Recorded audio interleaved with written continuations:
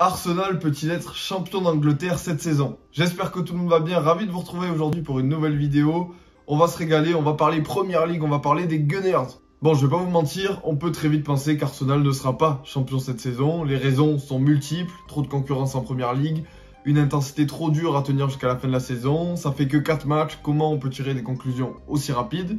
Mais j'avais quand même envie de faire cette vidéo parce que j'ai bien aimé le début de saison d'Arsenal et le travail d'Arteta qui est là déjà depuis un moment. Bref, je vous détaille aujourd'hui les raisons pour lesquelles je pense qu'Arsenal peut croire, pourquoi pas, à un titre et plus généralement à un retour sur le podium de la Première Ligue. Déjà 4 matchs, 4 victoires. C'est la seule équipe en Première Ligue à avoir fait ça. On est très loin d'il y a un an où Arsenal avait commencé par 3 matchs, 3 défaites et était bon dernier de Première Ligue. Mais alors qu'est-ce qui a changé en un an? Alors déjà, rien que pour rebondir avec ce que je viens de vous dire, Arteta n'a pas été viré après 3 matchs, 3 défaites. Et même après, il me semble qu'il démarre pas très fort quand même quand il commence à gagner un peu des points. Et ben il n'a pas été limogé, ils l'ont conservé. La raison est simple, il croit au projet d'Arteta. Arteta a besoin de temps pour mettre en place le système qu'il a en tête. Tu lui laisses du temps et forcément ça finit toujours ou presque toujours par payer. Ça fait plus de 2 ans et demi qu'il est là. Il est arrivé en décembre 2019, il a pris la succession d'Emery. J'avais trouvé le travail d'Emery plutôt intéressant, mais disons que c'était un Arsenal en reconstruction depuis déjà pas mal d'années et c'était encore un niveau Europa League. Quand il arrive, il parvient pas à redresser l'équipe qui était dans une très mauvaise saison. Il finit 8ème. L'année dernière, il parvient à finir 5ème aux portes de la Ligue des Champions. C'est que forcément, il y a quelque chose qui a évolué. Avec ce temps et ces 2 saisons et demie, il a réussi à amener quelque chose à cette équipe. Sur le terrain, on voit ses principes de jeu et sa patte espagnole. Transition rapide, relance de derrière, 1 ou 2 touches de balle maximum, son Arsenal prend forme. Vous allez voir qu'au fur et à mesure, il fait progresser ses joueurs. Son effectif donc prend de la valeur et vous allez voir qu'il utilise même les jeunes du centre de formation qu'il n'hésite pas à incorporer dans son effectif au fur et à mesure des saisons. Tout le monde doit jouer à sa manière, tout le monde est formaté pour rentrer dans son moule. C'est ce qui a fait notamment la réussite de Guardiola, qui partout où il est passé a formaté un grand nombre de joueurs, y compris les jeunes du centre de formation, pour que tout le monde puisse rentrer à n'importe quel moment dans son 11. Bon, et en plus des jeunes, ça travaille pas mal sur le mercato. Il y a eu une fin de cycle, un petit peu cycle Emery, renouveau d'Arsenal qui n'avait finalement pas pris, avec tous les joueurs comme Aubameyang, Lacazette, Leno, il y en a d'autres qui étaient partis plus tôt, il y a Lucas Torreira aussi qui est parti cette année, Nicolas Pepe qui a été prêté à Nice où ça n'a pas marché non plus, tout ce qui est Socrates était déjà parti, bref. Il y a eu un gros renouveau quand même d'effectifs et on se retrouve avec un effectif très jeune. Et j'aimais déjà bien ce qu'était Arsenal l'an passé et je trouve que cette année, ils ont été très intéressants sur le mercato. Ils ont pas mal dépensé mais très intelligemment. Notamment autour de 3 recrues qui arrivent pour être des cadres de l'équipe et qui sont relativement jeunes mais très expérimentés déjà. Et ça, c'est très intéressant pour encadrer une équipe vraiment très jeune. Vous allez voir, on va y revenir. Déjà, tu prends Gabriel Jesus. On l'a vu, il a su s'adapter au système de Guardiola. Avec Arteta, on est sur un modèle, je vais pas dire que c'est le même parce que ce n'est pas le même, mais des principes de jeu relativement similaires. Donc, c'est un peu sans risque qu'il pourra s'adapter à ton équipe. Avec Guardiola, il n'a jamais réellement été titulaire, soit parce qu'il y avait Agüero, soit parce que les dernières saisons, il jouait 109. Du coup, il est un petit peu revanchard. Et là, tu lui donnes une place de titulaire dans une très bonne équipe qui joue un petit peu comme il avait l'habitude de jouer. Forcément, ça ne peut que marcher. Déjà 2 buts et 3 passes décisives, le pari n'est même plus un pari, en fait c'est presque une certitude qu'il va réaliser une bonne saison. Tu prends Zinchenko aussi à Manchester City, très bon latéral gauche sous-côté, qui jouait peu à Manchester City avec la concurrence, mais qui a toujours rendu service. Et tu le mets dans cet Arsenal-là, lui qui connaît déjà la Ligue des Champions et les matchs internationaux, là aussi, très bonne nouvelle. D'autant plus que ça met de la concurrence à Tierney, qui était arrivé très prometteur, mais qui n'a jamais encore su montrer ce qu'on attendait vraiment de lui. Donc très bonne chose d'avoir de la concurrence dans cet effectif. Et enfin, tu vas chercher Fabio Vieira, milieu offensif de Porto, lui qui a été blessé jusqu'à maintenant, depuis le début de la saison, mais qui arrive clairement pour venir vraiment t'apporter quelque chose en attaque, d'autant plus que tu as déjà pas mal de profils assez petits et techniques, Saka, Odegaard, bref, on va y revenir. Quand on prend le 11 d'Arsenal sous les yeux, je me suis basé là sur les équipes qu'avait aligné pour le moment Arteta depuis le début de la saison. Tu as quand même un 11 assez solide, un Ramsdale qui a fait le travail l'année dernière et qui a été très bon, un Saliba qui revient et qui est une réelle recrue, même s'il appartenait déjà à Arsenal et qu'Arsenal a déboursé 0 € pour le faire revenir.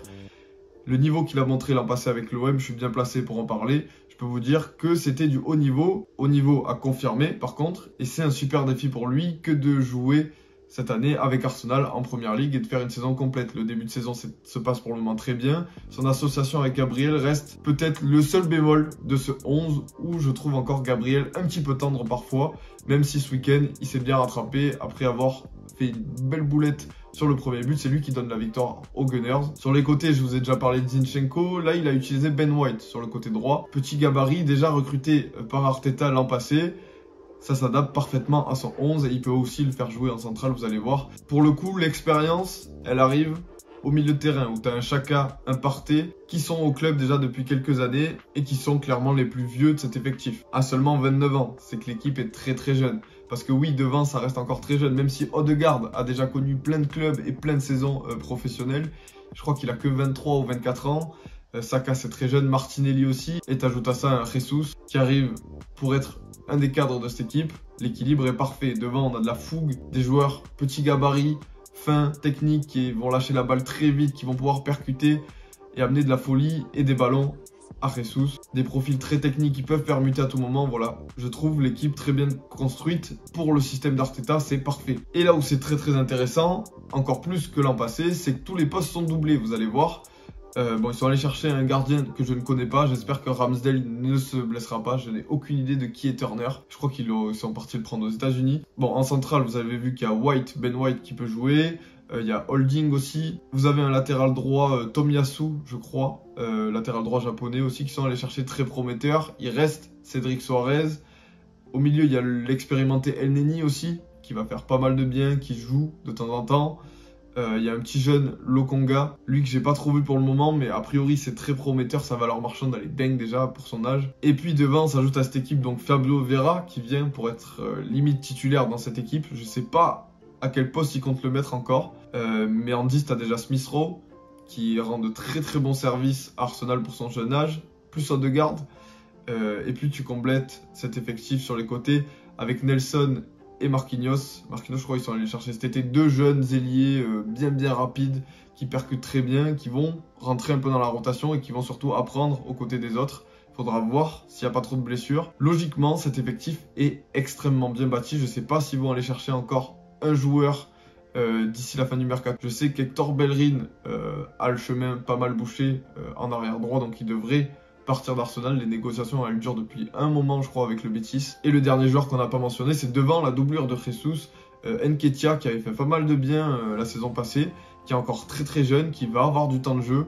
Donc s'ils arrivent à se partager ce poste là, c'est peut-être des promesses, on sait pas ce que ça va donner, mais t'as quand même un réservoir de joueurs assez important pour faire une grosse saison de Première Ligue, ponctuée de l'Europa League que Arsenal va sûrement jouer de manière sérieuse. Mais pourquoi pas, en phase de groupe, faire jouer des plus jeunes et reposer tes cadres. Faudra aussi voir qui va se reposer pendant la Coupe du Monde et qui va jouer, ça va être très important. Il y a plein de joueurs, on ne sait pas trop s'ils iront à la Coupe du Monde ou pas, côté Arsenal, mais je pense que quand même, il y a une grosse partie de l'effectif qui va pouvoir se reposer, chose qui n'est pas le cas à Chelsea ou à Manchester City par exemple. Ça fait déjà 7 ans qu'Arsenal n'est plus en Ligue des Champions. Est-ce que ça va être la saison où ils y retournent? À mon avis, oui. Pour toutes les raisons que je vous ai évoquées, mais aussi parce que factuellement, ils ont déjà pris des points d'avance sur leurs concurrents. Quand tu vois que tu as déjà pris 5 points à Chelsea, 6 points à Liverpool, 6 points à United, c'est des points que tu as pris et qui ne seront plus à prendre. Donc ça te laisse quand même une petite marge. Et j'insiste sur le fait que la Coupe du Monde va épuiser pas mal de joueurs. Ça sera moins le cas quand même à Arsenal. Le véritable ennemi pour moi cette saison, par rapport à ce que je vois depuis le début de l'année, c'est Manchester City. Ça va être très dur de lutter contre eux. Alors, est-ce qu'ils seront champions d'Angleterre ou est-ce qu'ils réussiront à faire un parcours de champion? Je pense qu'on va partir sur la deuxième option. Tu peux faire un parcours de champion avec 80 points ou un petit peu plus de 80 points. Et si tu as mieux dans ton championnat, eh ben ça sera comme ça. On aura très vite la réponse. Je pense que voilà, Arteta, c'est l'homme de la situation, son système, ses connaissances et son renouveau, voilà, ce vent de fraîcheur qu'il a amené chez les Gunners, ça peut vraiment faire la différence cette saison. C'est la saison où Arsenal est censé décoller, ou en tout cas amener vraiment quelque chose à ce championnat, chose qu'ils n'ont plus fait depuis trop longtemps à mon goût. J'espère que la vidéo vous a plu, j'attends vos avis en commentaire sur cette équipe d'Arsenal. Est-ce que vous croyez à ce rêve fou qui est le titre? Bon, c'est beaucoup trop tôt, on est d'accord. Est-ce que vous les voyez faire un parcours à 80 points, 85 points en Première Ligue cette saison et terminer sur le podium? Moi, ma réponse est oui, j'attends la vôtre en commentaire. J'espère que la vidéo vous a plu, je vous dis à très vite sur la chaîne YouTube. Ciao!